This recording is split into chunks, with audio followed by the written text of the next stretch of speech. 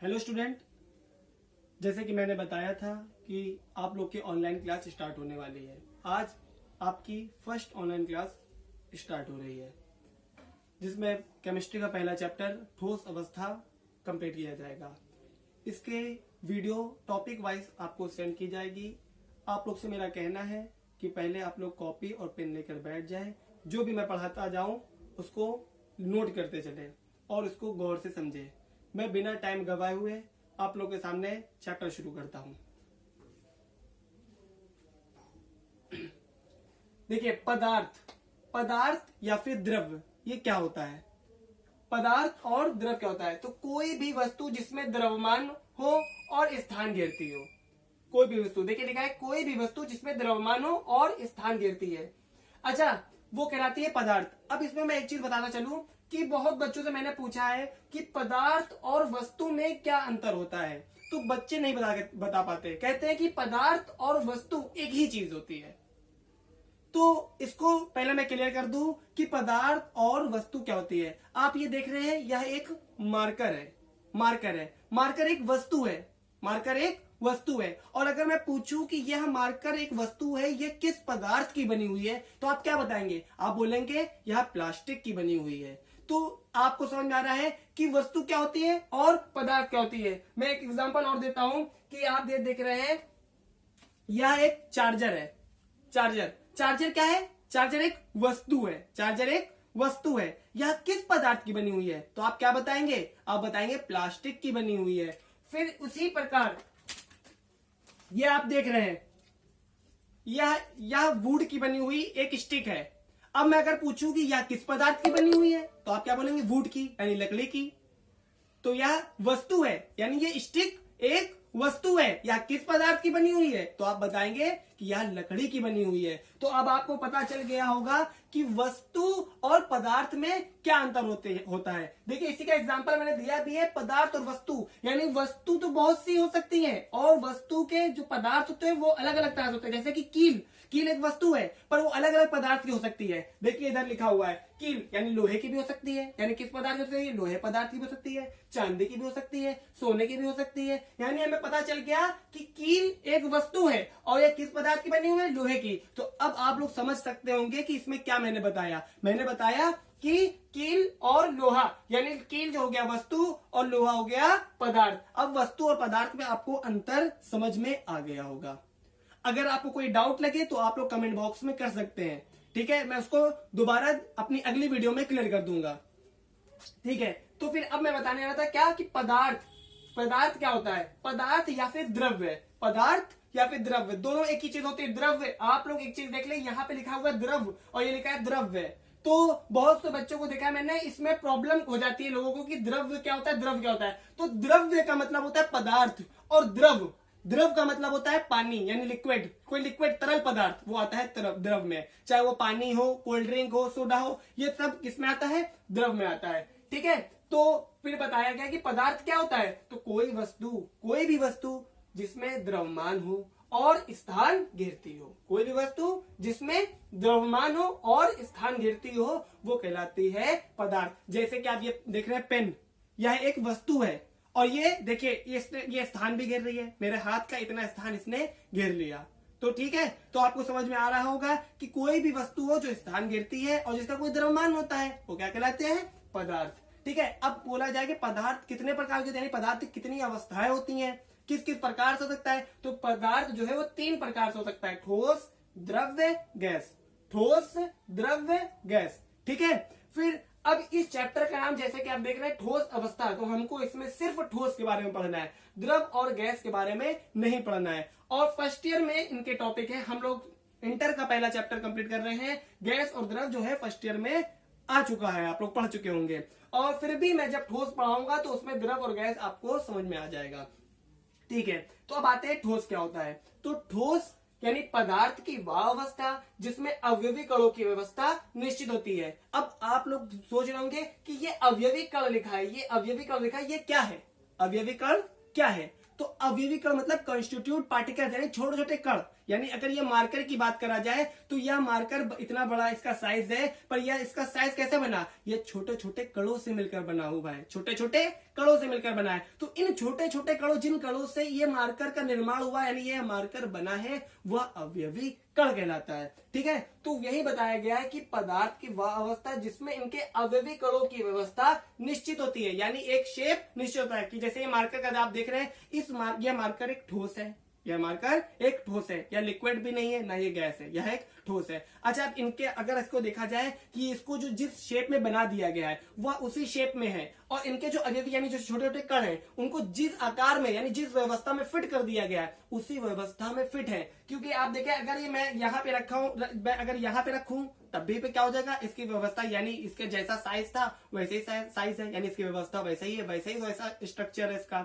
अगर मैं इस हाथ पे रखूं तब भी वही स्ट्रक्चर है। अगर वही अभी कोई लिक्विड की बात करा जाए तो अगर मैं इस हाथ पे रखूंगा तो इस हाथ में जैसा शेप बना होगा वैसा हो जाएगा। अगर मैं इसको भी चाहे भगोने में डालूं, चाहे कटोरी में डालूं, चाहे प्लेट में डालूं, सब में इसका शेप ऐसे ही रहेगा, यानी इनके जो कण हैं उनकी कणों की व्यवस्था सेम रहेगी। पर अगर पानी यानी लिक्विड और गैस को अगर हम लोग किसी भी पदार्थ में डालते हैं तो उसका वही आकार ले लेता है, और उनके जो कणों की व्यवस्था यानी उनके जो अवयवी कण होते हैं उनकी व्यवस्था चेंज हो जाती है यानी बदल जाती है। ठीक है, पर ठोस में ऐसा नहीं होता है। ठीक है, अगर अभी भी आपको कोई डाउट हो, कोई प्रॉब्लम हो तो आप कमेंट बॉक्स में मुझे लिख सकते हैं, अगली वीडियो में मैं उसको और अच्छे समझाने की कोशिश करूंगा। ठीक है, फिर आगे आया इसका पहला पॉइंट, अंतरा आणविक बल अधिक होने के कारण इनके परमाणुओं के बीच बहुत कम परमाणु के बीच की दूरी बहुत कम होती है। ठीक है ना, तो अंतरा आणविक बल अंतरा आणविक आकर्षण बल होगा। यहाँ पे देखिए मतलब आकर्षण बल लिखना मैं शायद भूल गया, तो यहाँ पे लिखा जाएगा अंतरा आणविक आकर्षण बल। ठीक है, तो अंतरा आणविक आकर्षण बल अधिक होने के कारण इनके परमाणुओं के बीच की दूरी बहुत कम होती है। तो ये जो ऐसा क्या होता है, अगर सोचा जाए कि पानी यानी द्रव में ऐसा क्या होता है कि वो मतलब जिस बर्तन में डाला जाए, किसी भी चीज में डाला जाए उसी का आकार ले लेता है, पर ये ठोस जो है वो आकार नहीं लेता, नहीं बदलता है। तो ऐसा क्या है, तो ऐसा ये होता है कि जो द्रव जिस पार्टिकल यानी छोटे छोटे पार्टिकल हमने बताया ना अवयवी कण, यानी जिन कणों से मिलकर द्रव बना हुआ है उन द्रवों के बीच का जो आकर्षण बल है यानी अंतरा आणविक यानी उनके अणुओं के बीच में जो बल है, जो आकर्षण बल है यानी फोर्स है, जो दबाव है, ठीक है ना, वो कम होता है। इस वजह से ही क्या होता है कि वो जिधर भी डाला जाता है वो उसी का आकार ले लेता है। पर ठोस में ऐसा क्या होता है, तो ठोस में क्या होता है कि आकर्षण बल बहुत अधिक यानी इनके जो छोटे छोटे कण हैं उन कणों के बीच में जो आकर्षण बल होता है वो बहुत ज्यादा होता है, बहुत टाइटली पैक होते हैं, बहुत क्लोज पैक होते हैं। इसी वजह से ये आकार और इनकी संरचना चेंज नहीं होती। ठीक है, तो यही लिखा है अंतरा आणविक बल अधिक होने के कारण यानी इनके बीच के इनके जो कण हैं इनके कणों के में बल अधिक होने के कारण इनके परमाणुओं के बीच की दूरी बहुत कम होती है। ठीक है, एक चीज और बताता चलूं मैं कि परमाणु, बहुत से बच्चे जो फर्स्ट ईयर नहीं पढ़े होते हैं और डायरेक्ट इंटर में जाते हैं तो उनको परमाणु नहीं पता होता क्या होता है। ठीक है, तो मैं बता दूं परमाणु क्या होता है। परमाणु कोई भी पदार्थ है वो परमाणु से मिलकर बना होता है। मतलब परमाणु क्या होता है, तत्व की सबसे छोटी इकाई। ठीक है, तो क्या होता है परमाणु यानी परमाणु से मिलकर बनते हैं अणु। देखिए फिर समझिएगा, परमाणु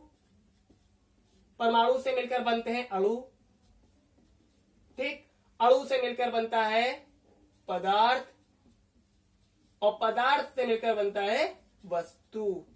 यानी कोई भी वस्तु हो उस वस्तु की सबसे छोटी इकाई यानी उसका सबसे छोटा कण क्या कहलाता है, परमाणु। तो मैंने अभी यही बताया आप लोग को कि जो कण होते हैं उनके कण में आकर्षण यानी परमाणु के जो बीच होते हैं जो छोटे कणों से बना हुआ है, कण क्या है, कण का नाम है परमाणु। यानी जो इस प्लास्टिक के, अगर मैं कहूं ये प्लास्टिक का एक मार्कर है, इसका सबसे छोटा कण क्या है, तो मानिए परमाणु।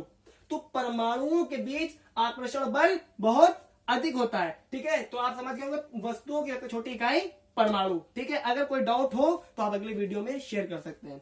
ठीक है, फिर आया यह दृढ़ व असंपीड्य होते हैं। तो असंपीड्य दृढ़ मतलब आप देख रहे हैं ये ठोस, ये दृढ़ है, क्या है, एक दृढ़ है। फिर मतलब यानी दृढ़ मतलब बहुत ठोस है, दृढ़ है। फिर उसके बाद क्या होता है असंपीड्य यानी इनकम्प्रेसिबल, यानी इन पर असंपीड्य का मतलब होता है कि इन पर दबाव डालें यानी कंप्रेस करें, यानी दबाव डालें या दबाएं तो उन पर दबाव का कोई प्रभाव नहीं पड़ता। अगर हम गैस को दबाएं तो हमारी उंगली, देखिए अगर गैस पानी अगर गिलास में है हम यूं दबाएंगे तो हमारी उंगली टच कर जाती है। गैस में तो हम अपनी उंगली अगर टच करें तो टच हो जाएगी, पर अगर हम इस पर टच करके अपनी उंगली दबाए तो मेरी उंगली छू पा रही है? नहीं, दबाव का कोई प्रभाव नहीं हो रहा है, तो यह इनकम्प्रेसिबल है। आकार व आयतन निश्चित होता है। देखिए इसका हमने अभी मैंने पहले ही बताया, इसका आकार व आयतन निश्चित होता है, यानी जो ठोस है इसका आकार व आयतन निश्चित होता है। यानी अगर इसको हम चाहे भगोने में डालें, चाहे कटोरी में डालें, चाहे पतीले में डालें, जिस चीज में डालें, इसका आकार और इसका जो आयतन है वो सेम रहेगा। पर अभी गैस और द्रव की बात किया जाए तो वह जिस चीज में भी डाली जाए, चाहे वो पतीली हो, ठीक है, कटोरी हो, गिलास हो, किसी में भी डाल दीजिए आप, तो क्या होता है, इसका शेप चेंज नहीं होता, चेंज हो जाता है, सॉरी चेंज हो जाता है, और इसका चेंज नहीं होता। ठीक है, अच्छा अब आया कि ठोस कितने प्रकार के होते हैं, ठीक है ना। तो ठोस दो प्रकार के होते हैं, क्रिस्टलीय ठोस, अक्रिस्टलीय ठोस, क्रिस्टलीय ठोस, अक्रिस्टलीय ठोस। ठीक है, तो अब क्रिस्टलीय ठोस क्या होता है, तो क्रिस्टलीय ठोस देखिए, अब मैंने इसको नोट्स वाइज ऐसे बनाया है कि अगर आप इसको पढ़ेंगे तो आपको कम लिखना होगा और ज्यादा ज्यादा आप समझ सकते हैं, यानी कम लिखना पड़ेगा, आपके नोट्स कम लिखने में बन जाएंगे। देखिए इसमें क्या लिखा है, क्रिस्टलीय ठोस। अगर एग्जाम में आता है कि क्रिस्टलीय ठोस अक्रिस्टलीय ठोस में अंतर बताइए तो आप बता देंगे। पूछेंगे क्रिस्टलीय ठोस अक्रिस्टलीय ठोस में अंतर बता देंगे, उसके बाद पूछेंगे क्रिस्टलीय ठोस किसे कहते हैं, तो आप इसी से लिख लेंगे कि क्रिस्टलीय ठोस क्या होते हैं, जिनकी प्रकृति वास्तविक होती है, यानी ये वास्तविक प्रकृति के होते हैं, इनका गलनांक व क्वथनांक निश्चित होता है, इनका आकार गलनांक निश्चित होता है, विदलन का गुण पाया जाता है, दैशिकता विषम दैशिक होते हैं। उदाहरण NaCl, तांबा, बेंजोइक अम्ल, पोटेशियम नाइट्रेट। ये आप क्या सकते हैं, इसको अगर डेफिनेशन में लिखा जाएगा तो आप डेफिनेशन में ये लिख सकते हैं। ठीक है ना, तो अब चलिए इसको स्टार्ट करते हैं, फिर से समझिएगा कि क्रिस्टलीय ठोस क्या होते हैं। तो पहले देखिए क्या लिखा है, आकार व गलनांक निश्चित होता है, यानी जो ठोस होते हैं, क्रिस्टलीय ठोस होते हैं, उनका आकार और गलनांक निश्चित होता है, यानी बदलता नहीं है, जिस शेप में बना दिए गए वही शेप में रहेंगे। और गलनांक, अब गलनांक क्या होता है, गलनांक का मतलब होता है जिस ताप पर कोई चीज गल जाए, जिस ताप पर कोई चीज गल जाए। जैसे कि ये मैंने माना कि ये लोहे की स्टिक है, यह लोहे की, ये मार्कर लोहे का है। अब मैंने इसको गर्म किया, अब ये गर्म हो रहा है, इस पे गर्म करते मैं करता क्या, 50 डिग्री सेल्सियस हुआ इसका टेम्परेचर, फिर 60 हुआ इसका टेम्परेचर, फिर 70 हुआ, फिर 80 हुआ, फिर 90 हुआ, फिर 95 हुआ, फिर 96 हुआ, 97 हुआ, 98 हुआ, जी जितने भी टेम्परेचर बता रहा है, पर अभी तक के ये क्या हुआ, जैसा था बस ये गर्म हुआ, सिर्फ गर्म हुआ, ठीक है ना, गला नहीं। फिर जैसे ही 99 हुआ, 99 पर भी ये क्या था, गर्म था, और जैसे ही 100 पर आया तो यह पिघल गया, यानी ये गल गया। तो ये 100 सेल्सियस क्या हो जाएगा, इसका गलनांक, यानी जिस ताप पर ये चीज गल जाए, कोई भी वस्तु जिस ताप पर गलती है वह उसका गलनांक होता है। तो इनका गलनांक क्या होता है, निश्चित होता है, जबकि अक्रिस्टलीय ठोस का अनिश्चित होता है, निश्चित नहीं होता, ताप पर निर्भर करता है। अच्छा अब कैसे, अब ये देखिए, ये प्लास्टिक का है और मान लिया मैंने ये लोहे का है और ये प्लास्टिक का है। अब मैंने इसको आग में गर्म किया, अब देखिए क्या होगा, ये प्लास्टिक वाला है, फिर समझिएगा मेरे जो ये हाथ में है वो क्या है, ये है प्लास्टिक का और ये लोहे का। ठीक है, अब मैंने इसको गर्म किया, जब इसको गर्म करते हैं तो क्या होगा, प्लास्टिक वाला जैसे गर्म करेंगे तो जैसे वो आग के संपर्क में आएगा क्या होगा, टप टप टप गिरना शुरू हो जाएगा, यानी इसका कोई भी ताप निश्चित नहीं है, बस जैसे गर्म हुआ और वो पिघलना शुरू हो गया। तो अनिश्चित ताप है ना, यानी ताप पर निर्भर करता है, जैसा ताप होगा वो अपने आप टपकना शुरू कर देगा। जब ये लोहे वाला जो होगा उसको क्या होगा, गर्म करेंगे, वो गर्म होता है, जब तक कि ताप 100 सेल्सियस पे नहीं पहुंच जाता यह गलेगा नहीं। तो यही होता है गलनांक। तो ठोस का, क्रिस्टलीय ठोस का जो होता है गलनांक वो निश्चित होता है और अक्रिस्टलीय ठोस का अनिश्चित होता है। ठीक है, यानी ताप पर निर्भर करता है। फिर आया प्रकृति, यह वास्तविक प्रकृति के होते हैं, यानी ये असली ठोस होते हैं या आभासी ठोस होते हैं, यानी हमें ठोस लगते हैं पर ठोस होते नहीं। जैसे कि रबड़, आप इरेज करते रबड़ से पर वो देखने में तो ठोस लगता है पर वो ठोस नहीं होता। ठीक है, फिर उसके बाद इनको अतिशीत द्रव भी कहते हैं। अब अतिशीत द्रव क्या होता है, यानी आपने देखा कांच एक ठोस है, ठीक है, लगता है पर वो ठोस नहीं, वो एक अक्रिस्टलीय ठोस है, वो क्रिस्टलीय ठोस नहीं अक्रिस्टलीय ठोस है, क्योंकि वो एक अतिशीत द्रव है। अब अतिशीत द्रव क्यों है, क्योंकि आपने देखा होगा जब आप कभी पुराने शीशे, यानी कभी पुराने इमारतों के शीशों को देखेंगे, पुरानी जो बिल्डिंगें होती है उनके शीशों को देखेंगे तो वह नीचे से मोटा, ठीक है, और बीच में पतला नजर आता है, आपने देखा होगा। तो क्या होता है, आपने वो द्रव, यानी जो पानी होता है, द्रव होता है, उसके अंदर बहने का गुण होता है, तो वैसे ही कांच में भी बहने का गुण होता है। तो क्या होता है कि उसमें गुरुत्वाकर्षण की तरफ, यानी जमीन की तरफ क्या होती है, कांच धीरे धीरे धीरे धीरे बहती है, तो उनके पार्टिकल जो है वो बहते रहते हैं और नीचे मोटा हो जाता है और बीच में पतला हो जाता है। इस वजह से इनको अतिशीत द्रव भी कहा जाता है। ठीक है, फिर आया विदलन। विदलन, इसमें विदलन पाया जाता है, इसमें विदलन नहीं पाया जाता। अब विदलन क्या होता है? विदलन मतलब होता है काटना, यानी काटने पर सपाट सतह।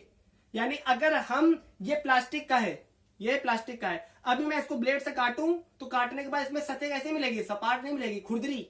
अभी एक रबड़ लेते हैं और आप रबड़ को कभी काट के देखिएगा तो रबड़ को जब काटने के बाद आप रबड़ की सतह देखेंगे, जो कटी हुई सतह है वो कैसी होगी? वो खुरदरी होगी, ठीक है ना। तो वो क्या होती है? सपाट सतह नहीं मिलती। इस वजह से क्या होता है? रबड़ में क्या होता है? विदलन का गुण नहीं पाया जाता है। जबकि अगर लोहे की, अभी लोहे की या फिर कोई भी धातु की चीज को काटते तो वो इसमें एकदम चिकनी और सपाट सतह मिलती है, यानी उसमें विदलन का गुण पाया जाता है। यानी विदलन का मतलब कि काटने पर सपाट सतह मिले, विदलन का मतलब काटने पर सपाट सतह मिले। तो इसमें सपाट सतह मिलती है, इसमें सपाट सतह नहीं मिलती है। फिर आया दैशिकता।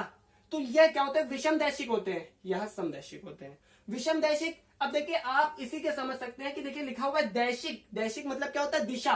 दैशिक, दैशिक मतलब दिशा, इनमें लिखा भी है दैशिकता। तो विषम दैशिक यानी अलग अलग दिशाओं में हम लोग जाएं अगर इनके, तो इनके क्या होता है? दिशाओं में इनके मान बदलते हैं। और यह समदैशिक होते हैं, अलग अलग दिशाओं में जाओ इनके मान नहीं बदलते हैं, इनके मान जो होते हैं सेम रहते हैं, ठीक है, नहीं बदलते, और इनके मान बदलते हैं। अब देखिए जैसे मैं एग्जांपल दे दूं, इधर दे देता हूं एग्जांपल, ठीक है। ये पहले क्रिस्टल की ठोस का NaCl, NaCl, ठीक है, NaCl,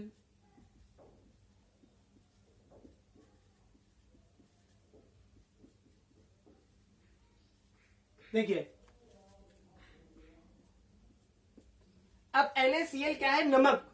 अच्छा, अगर मैं इधर से दिशा, इस दिशा से जाता हूं तो आप देखेंगे कि अगर आप इस दिशा से गए तो आप देखें एक तरफ एक बार Na आता है, बस ये लाता है, एक बार Na आता है, बस ये लाता है, ठीक है।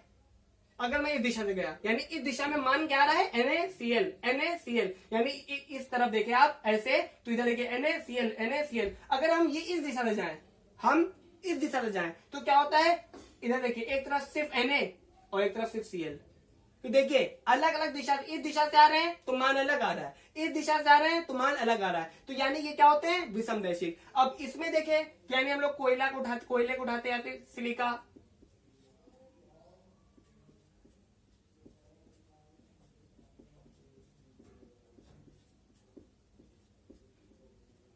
ठीक है। अच्छा, अब इधर देखिए इस दिशा से आते हैं तब भी ऐसा ही आ रहा है, इस दिशा से आ रहा है तब भी ऐसा ही आ रहा है, यानी दिशाओं में इनका मान चेंज नहीं हो रहा है, ठीक है। तो ये क्या होता है? ये आकृष्टित ठोस होते हैं। यानी क्या होता है? दैशिकता, ये विषम दैशिक होते हैं और यह समदैशिक होते हैं, यानी इनका दिशा में मान बदलता है, इनका दिशा में मान नहीं बदलता है। उदाहरण क्या है? NaCl यानी नमक, तांबा, बेंजोइक अम्ल, पोटेशियम नाइट्रेट, ठीक है। और इसके उदाहरण देखिए रबड़, कांच, पॉलीयूरेथीन, नेफ्थेलिन, टेफ्लॉन, PVC, रेशा कांच, ठीक है। फिर एक बार एग्जांपल दे दूं, NaCl यानी नमक, तांबा, कॉपर, बेंजोइक अम्ल और पोटेशियम नाइट्रेट, ठीक है। और इसके एग्जांपल है रबर, कांच, पॉलीयूरेथीन, ठीक है, नेफ्थेलिन, ठीक है, टेफ्लॉन, PVC एक अच्छा एग्जांपल है, पॉलीवाइनिल क्लोराइड, ठीक है, रेशा कांच, ठीक है। ये आपका एग्जांपल हो गया। अब एक बात को गौर करें कि जो मैंने पढ़ाया इसमें कितनी चीजें कवर हो रही हैं, ठीक है। आपके क्वेश्चन कैसे आएंगे? अगर पूछा जाए कि पदार्थ क्या है तो आप बता देंगे, फिर उसके बाद ठोस क्या होता है तो आप बता देंगे। ठोस क्या होता है? द्रव यानी पदार्थ की वह अवस्था जिसमें अवयवी कणों की व्यवस्था निश्चित होती है, वह ठोस कहलाता है, ठीक है। अंतरा आणविक आकर्षण बल अधिक होने के कारण परमाणुओं के बीच की दूरी कम होती है, ठीक है। और यह दृढ़ असंपीड़ित होता है, आकार व आयतन निश्चित होता है। फिर मेन आपके क्वेश्चन बनेंगे, इसमें सबसे ज्यादा क्वेश्चन बनते हैं यहाँ पे। पूछा जाएगा कि वह ठोस जिनका आकार निश्चित होता है तो आप क्या बोलेंगे? क्रिस्टलीय ठोस। वह ठोस जिनकी क्या होता है? प्रकृति, वास्तविक प्रकृति के होते हैं तो आप क्या बोलेंगे? क्रिस्टलीय ठोस, ठीक है। फिर विषम दैशिक ठोस कौन से होते हैं तो आप क्या बोलेंगे? क्रिस्टलीय ठोस, ठीक है। फिर बोलेंगे कि वंडर सॉलिड, या फिर आपको बोलेंगे कि आपका अतिशीत द्रव कौन से होते हैं तो आप बोलोगे अक्रिस्टलीय ठोस, ठीक है। तो इसी से एग्जाम्पल आपका, यानी अगर पूछे क्रिस्टलीय ठोस अक्रिस्टलीय ठोस में अंतर बताइए तो आप लोग इसी से कर लेंगे, ठीक है। पूछेंगे क्रिस्टलीय ठोस किसे कहते हैं तो आप इसी से लिख लेंगे, इसी से आपकी डिफिनेशन हो जाएगी। क्रिस्टलीय ठोस वह ठोस होते हैं जिनका जो वास्तविक ठोस होते हैं, ठीक है, इनका आकार और गलनांक निश्चित होता है, इनमें विदलन का गुण पाया जाता है, यह विषम दैशिक होते हैं। यह आपका क्रिस्टलीय ठोस। अक्रिस्टलीय ठोस क्या होता है? तो आप बोलेंगे अक्रिस्टलीय ठोस क्या होते हैं? अक्रिस्टलीय ठोस आभासी ठोस होते हैं। ये उनका आकार और गलनांक अनिश्चित होता है, ठीक है। विवरण में गुण पाया जाता है, वैशिकता समदैशिक होते हैं और एग्जाम्पल, ठीक है। इसी से आपकी जो है डिफिनेशन भी हो जाएगी, सिर्फ आपको इतना पढ़ना है, ठीक है। बाकी आप लोग वीडियो को लाइक करें, सब्सक्राइब करें, कमेंट करें जो भी प्रॉब्लम हो। धन्यवाद।